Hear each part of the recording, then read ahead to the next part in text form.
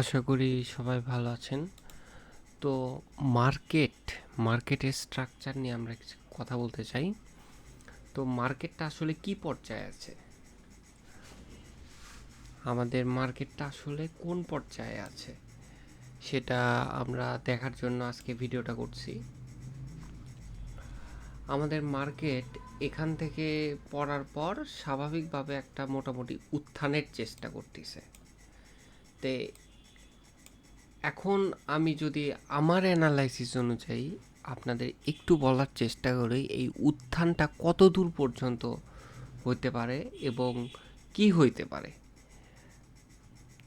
সেটি সম্পর্কে বলার চেষ্টা করলে আমি মোদ্দা কথায় বলতে চাই উত্থানটি ৬,০০০ পর্যন্ত হয়তো বা এক্সটেন্ড করবে।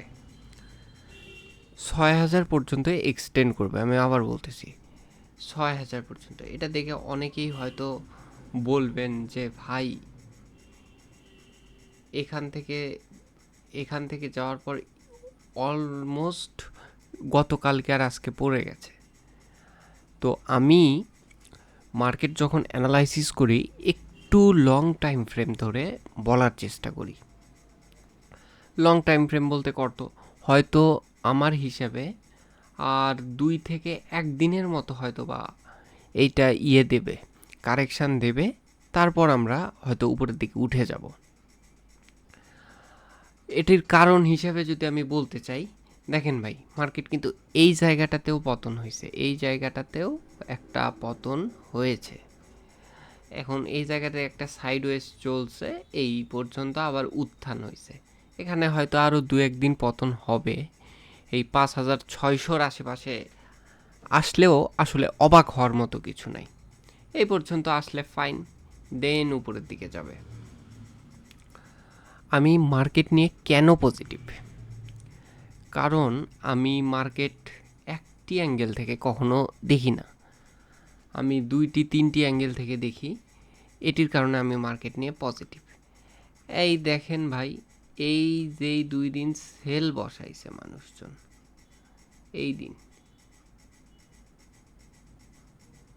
এই দিনের ভলিউমটা দেখেন, এই সেল ভলিউমটা কিন্তু নাই। সেল ভলিউমটা নাই মানে এখানে কি বোঝানো হয়েছে, এখানে মার্কেট পতন হয়েছে প্যানিকের কারণে, মানে কম সেল প্রেসার দিয়ে একটা শেয়ারকে, মানে সেল প্রেসার দিয়ে একটা শেয়ারকে ফেলানো হয়েছে, কিন্তু সেখানে বাই সেল নাই, ভলিউম নাই। ভলিউম হলো মার্কেটের জ্বালানি। ভলিউমটা যদি না থাকে তাহলে সেটা মার্কেট পড়ছে ঠিক আছে, কিন্তু আলটিমেটলি যে পতনটা হয় সেটা আসলে হয় না। এবং আজকের বড় পতন, আজকেরটা দেখলেও দেখবেন সেম ক্রাইটেরিয়া। আজকের ভলিউমটা যদি আপনারা লক্ষ্য করেন, আজকের ভলিউমটাও মোটামুটি কম আছে।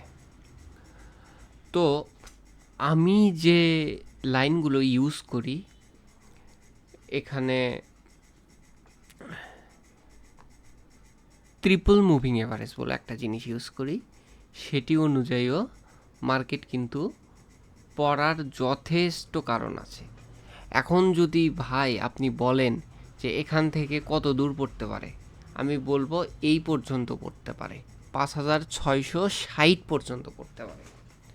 5,660 একটা মার্কেটের মেজর সাপোর্ট জোন, এই পর্যন্ত পড়তে মার্কেটের কোনো বাধা নাই। মার্কেট এখান থেকে ব্রেক করছে, এই যে এইখানে ব্রেক করছে, ব্রেকের পরে এই ভলিউমগুলো জাস্ট দেখেন, এখানে আপনি কিনে রাখছেন, এখান থেকে আপনি 10% পাইলে কি আপনি প্রফিট নেবেন না ভাই? সেই প্রফিটটাই টেক হচ্ছে মার্কেটে, এখানে ভয়ের কিছু নাই আমি বলে তাই মনে করছি। এখান থেকে হয়তো বা আমরা এই পর্যন্ত আসব, তারপরে একটা উত্থান দেব এই পর্যন্ত। এই যে রেড জোন আমরা দেখতে পাচ্ছি, এই রেড জোন নিয়ে পর্যন্ত আমরা মার্কেটে উত্থান পর্যন্ত যাব, তারপরে হয়তো বা আমরা এই নিচের দিকে অনেকটা আসব, একটা লং টাইম কারেকশানের জন্য আসব। সেই হিসাবটা পরে, সেই হিসাবটা আমি করতেই চাচ্ছি না বর্তমানে। তো এই হলো আমাদের মার্কেটের অবস্থা। মার্কেটের এইটা কিন্তু একেবারে আমাদের স্ট্রং সাপোর্ট বলেন, স্ট্রং রেজিস্ট্যান্স বলেন। উপরে গেলে রেজিস্ট্যান্স, নিচে গেলে উপরে গেলে সাপোর্ট, মার্কেট প্রাইস এটার উপরে থাকলে সাপোর্ট, এটা কারণ এখানে ফ্লোরের সময় দীর্ঘদিন কনসোলিডেটিং করছে। অনেকের অনেক শেয়ার এখানে কেনা আছে বা বেচা আছে বা যেটাই বলি আছে। সো এই জিনিসটা আমাদের মাথায় রাখতে হবে। আর ভাই দেখেন, ভলিউমের আমি একটা স্পেশাল ইন্ডিকেটর ইউজ করি।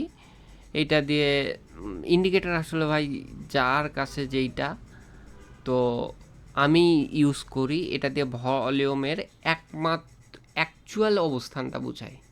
এইখানে দেখেন, এই জায়গাটাতে দেখেন ইন্ডিকেট দিছে, নিচ থেকে উপরে ক্রস করছে, দেন এখান থেকে আমরা একটা প্রাইসের কনফার্মেশন পাইছি। কিন্তু এখনও কিন্তু ভলিউম ইন্ডিকেটরটা নিচে কিন্তু ক্রস ডাউন করেনি। যদি করে, এই দুইটা মানে line moving average, volume moving average, আপনারা মুভিং এভারেজের নাম হয়তো শুনছেন, কিন্তু এটা একটা স্পেশাল ভলিউম মুভিং এভারেজ আমি ইউজ করি। ভলিউমের কনফার্মেশন হয়, আর মার্কেটের জ্বালানি হলো ভলিউম। এই ভলিউমটা দেখে আমরা বুঝতে পারি। আর ইলিয়ট ওয়েভ অনুসারেও 1 2 3 4 মোটামুটি পাওয়া গেছে। আমরা 5টা আমি এক্সপেক্ট করতেছি এই 5,000 6,000-এর আশেপাশে, 5,800, মোটামুটি 150, 100, 200 হতে পারে ভাই। এটা মার্কেটের ক্যান্ডেল, মার্কেটের অবস্থান সব কিছু সাপেক্ষে বলা যাবে। তো আমি এই নেগেটিভ মার্কেটেও বলতে চাই যে 5,700-র আশেপাশ থেকে এই পর্যন্ত একটা হয়েছে, 700-র আশেপাশ থেকে, কিংবা আর সামান্য আশেপাশ কমও হতে পারে, কিছুটা বেশিও হতে পারে। এখান থেকে আমরা একটা 2-1 দিন নেগেটিভ ট্রেন্ড দেখব, তারপরে আমরা একটা পজিটিভ দেখব, এবং আশা করা যায় ভলিউমটাও ততদিনে আরেকটু ড্রাই হয়ে যাবে মানে কমে যাবে, এবং তারপর ভলিউমটা আবার বাড়বে। কারণ এইখানে যে ভলিউমে যেই মানুষরা বাই করছে, তাদের ভাই কি প্রফিট নিতে ইচ্ছা করে না? না তারা প্রফিট নিবে না? বলেন আপনাকে। আচ্ছা, আমি যদি আপনাদের মার্কেটটা দেখাই যে, আচ্ছা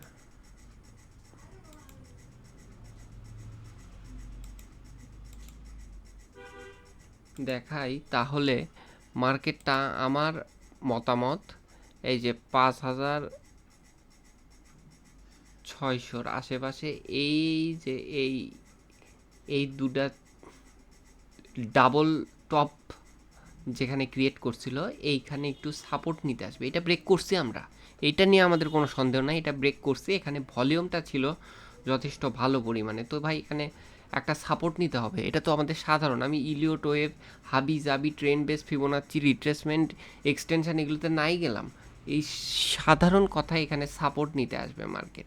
তো সাপোর্ট নিতে এসে এই পর্যন্ত আমাদের ইন্টারপ্রিটেশন মার্কেট এই পর্যন্ত যাবে। এই পর্যন্ত হতে পারে, সেইটা এই পর্যন্ত হতে পারে, কিংবা এই মাঝ পর্যন্ত হতে পারে। এই পর্যন্ত যাচ্ছি আমরা আপাতত। আচ্ছা, এই এতটুকুই আমি মার্কেট সম্পর্কে এখন বলতে পারবো। আমার যেটা লিমিট নাই আমি তো সেটা বলতে পারবো না।